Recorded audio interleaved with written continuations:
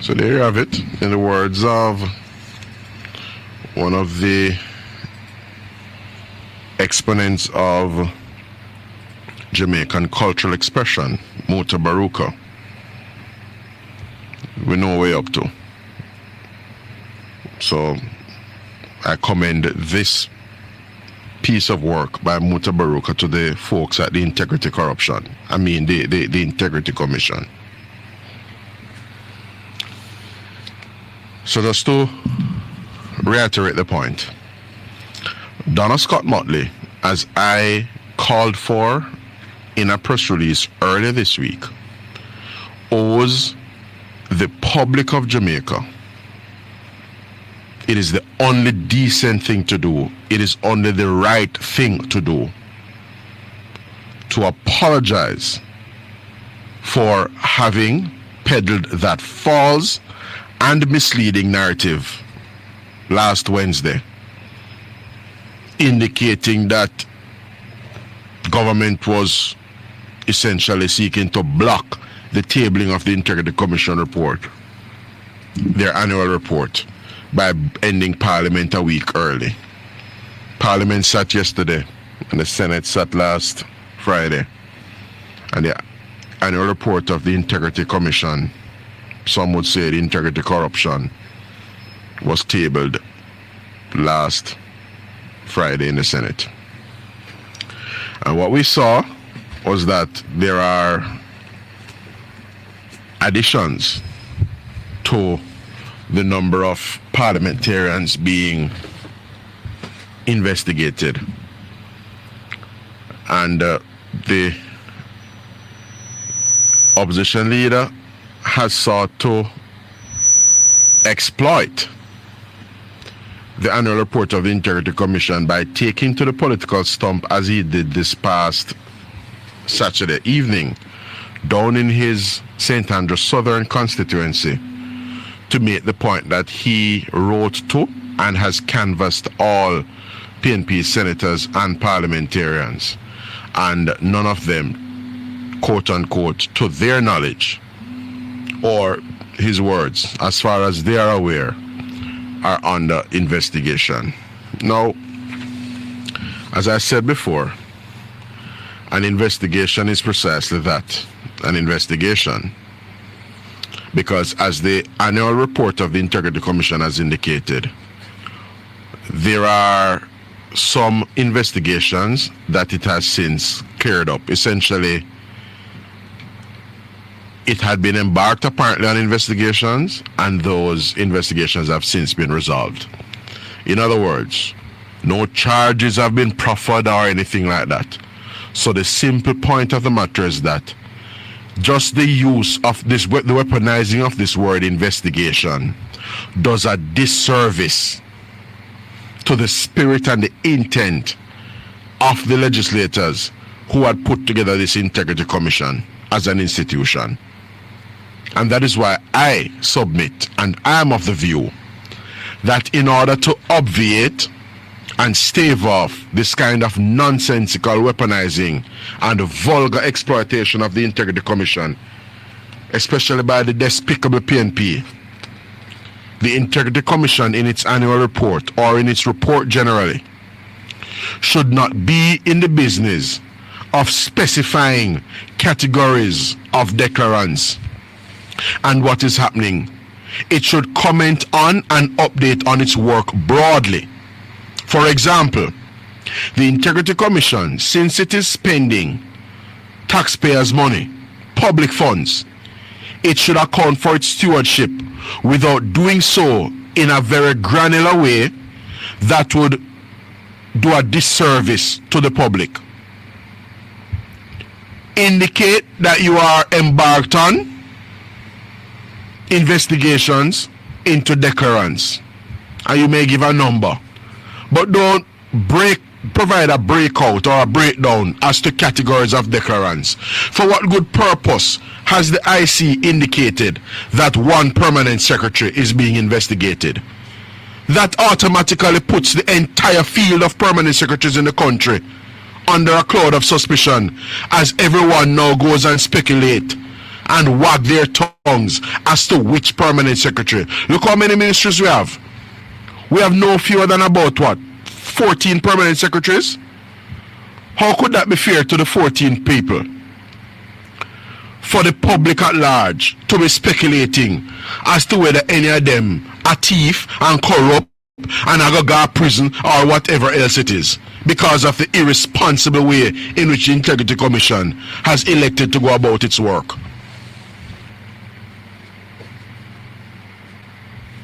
Based on my appointment in February of this year, I am now a senator of government.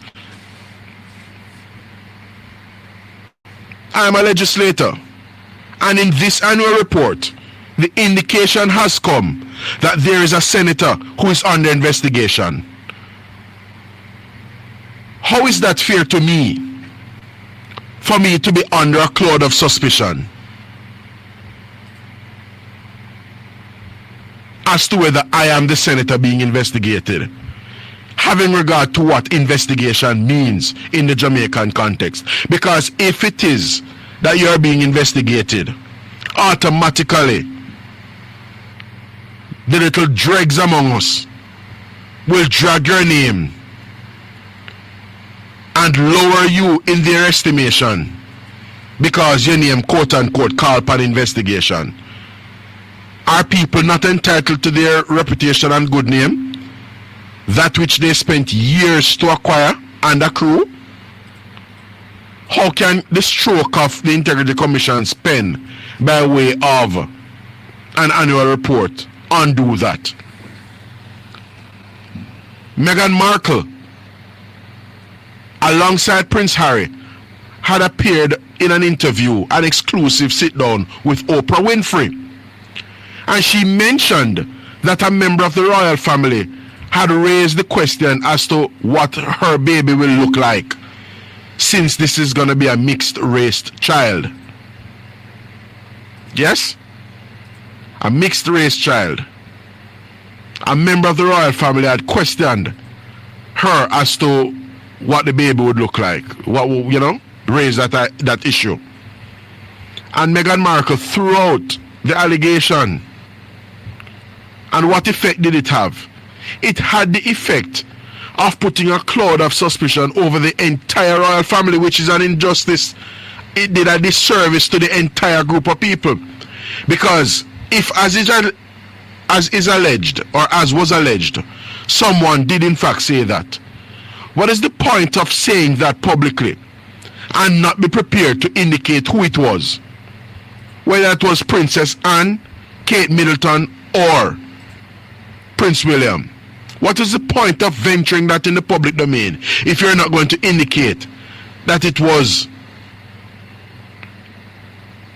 Prince Philip, Duke of Edinburgh, who had said that? When you venture that into the public domain, it puts everyone under a cloud of suspicion. And that is unfortunate. That's a disservice to the collective. So I am among senators in the collective.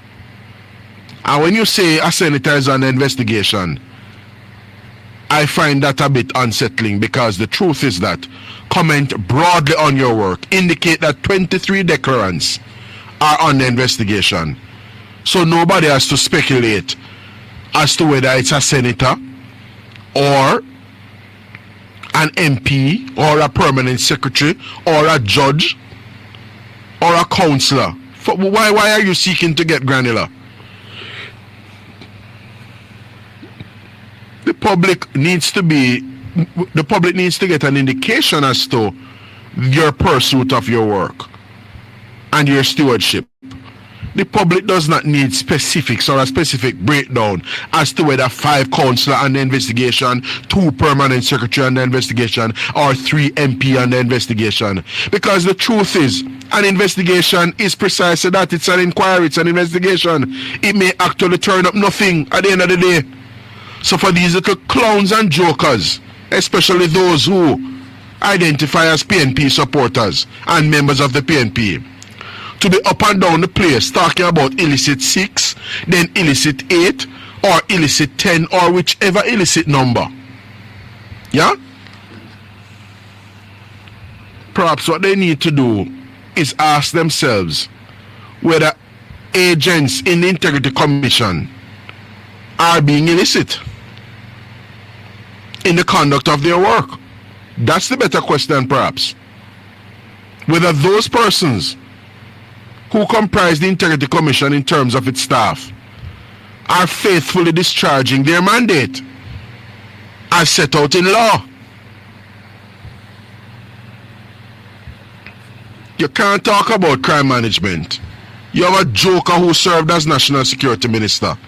A joker who I hold no punches in ripping into anytime I get an opportunity. Soft-soaped, cream crackers, Peter Bunting.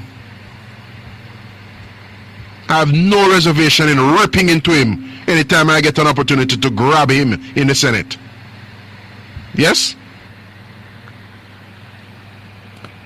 He abdicated as National Security Minister, threw in the towel. He called for divine intervention because he couldn't apply his brain to the matter at hand. And the Prime Minister, Dr. Horace Chang, Andrew Holness, and this administration have applied their minds to the crime management situation in the country and the scourge of murders in the country, and are yielding results thanks to the hard work and diligent effort of the men and women of the Jamaica Constabulary Force. And we're seeing the results we're seeing at present. And because those things are not in play, Peter Bunting and others can come run up their mouth about murders. And they can run up their mouth about the debt management strategy of the government. And they can run up their mouth about so many other aspects of national life. What they are desperately harping on is Integrity Commission and who certify from who not certify, while their leader Mark Golding is unverified. We don't know whether he is Israeli. We don't know whether he is British. Well, we know he's British, but we don't know where he was born. Yes? He's unverified. And then Mr. Conrad O'Brien, low voltage Conrad O'Brien, tries to suppress the views of people like Bongo and other callers who sing from a different hymn sheet than he does. He cannot argue with them intellectually, so what he tries to do is to muzzle them and suppress their expression on the program. He doesn't want to treat with the issue of Mark Golding not evidencing his nativity. Why not do as Barack Obama did in the United States? Provide your birth certificate, argument would be done. Why not present your birth certificate, Mark Golding, and put the argument to rest?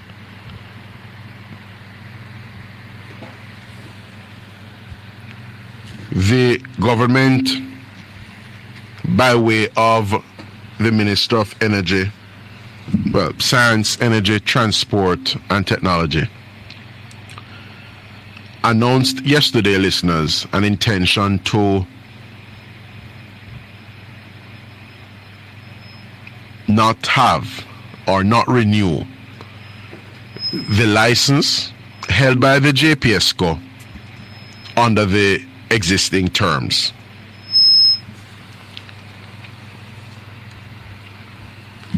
I welcome that announcement. I welcome that development because the government had up to the 8th of July to indicate to the Light and Power Company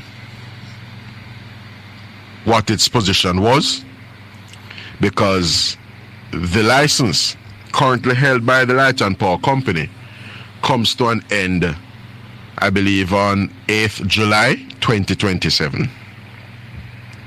And so, as a clear expression and declaration of intent, it is the Andrew Holness-led Jamaica Labour Party government's intention, as signaled to and communicated in writing to the JPSCO, that this Dolly House, honeymoon, anti-people and anti-business license that it had received from the then PNP government in 2001, with Robert Bobby Pickersgill as energy minister, as portfolio minister at the time, and with other persons like Philip Fiani Paulwell being a part of that administration, this government has indicated that that Dolly House license now go keep. It is gonna come to an end. The terms, the existing terms, now go keep anymore. That's the net effect of that.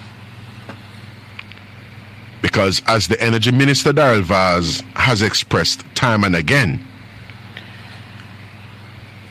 we as paying JPSCO customers, whether at the household level or at the commercial level, so whether you're a business operator or a domestic customer, we have been paying through our teeth and our nose, indeed through all parts of us, for this wretched JPSCO license presided over by the PJ Patterson-led PNP. The same PJ Patterson who came out the other day about him his opening batsman. I think he has done us a favor by going back in. He has gone back in, I gather, from whence he came, about him an opening batsman. Canvass any business across Jamaica and any household across Jamaica on the question of their light bills in this country, and you will hear what they think about the opening batsman PJ Patterson. You will hear what they think about Philip Fiani Paulwell, who was a senior member of that government of the day, 2001. Not to mention what they think about the delinquent and incompetent Robert Bobby Pickersgill. Thankfully, he, like PJ Patterson, is ensconced in oblivion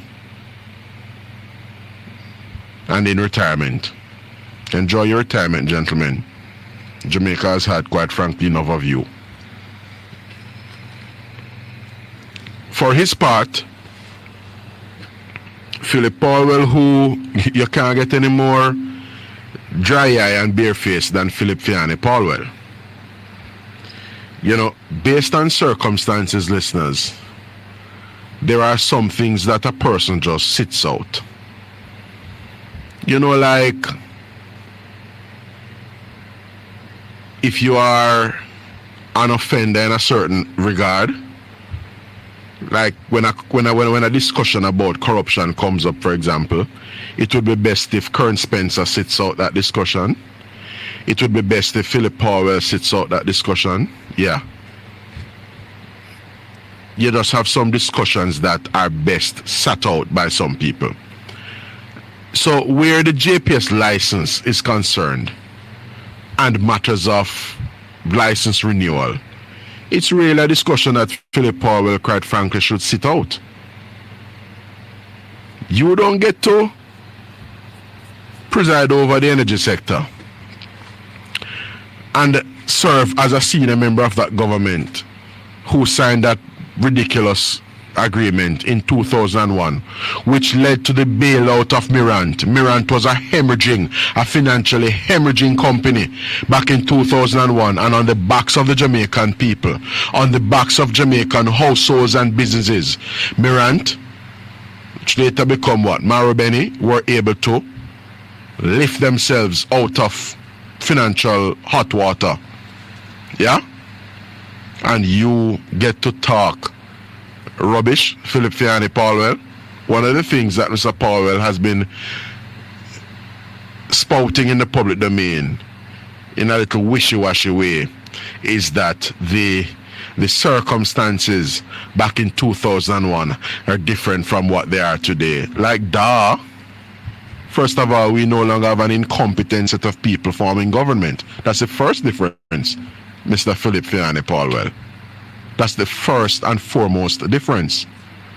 So what is the value of telling us that the circumstances that underpinned or existed when we had the first JPS, when we had the license agreed to in 2001, that those circumstances have changed? Of course, sir, many things have changed. Yeah? Of course. You have serious and sensible people running government now.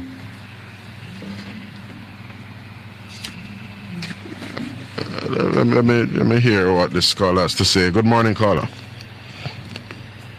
You're on the program, sir. Hello. Good morning. Morning, sir. Morning. Yeah, you're on and I'm hearing you, sir. Go ahead with your views this morning. Okay. One of the things I agree with you with JPSCO. I think there should be a massive investigation into the charges that they are leveling on people. Right now, I have a solar system on my house set up, and they are sending the same bill to me. Which is, it should be. But that's strange though, Louis. The company told me that I should be paying about 600. That's strange though, Louis. Because how can you have, is a solar system you have? Yeah. How can you have that? And you are saying basically that your bill is coming to the, the same. You see your levels. That sounds bizarre, my brother. It does ordinary appliances, a small fridge, a small TV, nothing extravagant. And I said, and they said, bill. What I would commend to you, Louis, is to go to them and or via the OUR. Again, because you would have to. Well, go through the OUR or the Consumer Affairs Commission and raise this particular matter to them, because it shouldn't be that in circumstances where you have invested in energy generation capacity and you are, you take your word for it that you are generating and utilizing, that you should essentially have the same consumption levels and indeed the same bill levels from the JPSCO as you did in a previous dispensation. That sounds concerning, and I would commend to you the relevant authorities, sir. CAC, Consumer Affairs Commission, but more so the OUR. And you can make large complaints or queries with the JPSCO itself. I'm going to try those avenues, but I'm telling you about these people are robbing people left, right, and center, man. And it's hard to keep up with the bills because some people, they're not really, especially pensioners, But exactly, because as you know it is, the demands are great, the call on the people's expense line is great, and the people are essentially earning a fixed pension. Yeah. Another point I want to touch quickly. Make it quick because we're running to the 10 o'clock on the NPR News. Yeah, at that time I realized is that we need to look seriously when it comes to the role of the IMF, World Bank, UN, IDB, and come to realization that these organizations are not for us. Their policies are sinking us into a deep pit. Louis, these organizations have their mandate and do what they do. We have to have our sense, know what we are about, and do what we do similarly here. So that's what I would commend. So I'm not a fan of this IMF prescription that Jamaica revisits its foreign exchange issue and the central bank should stop intervening or whatever.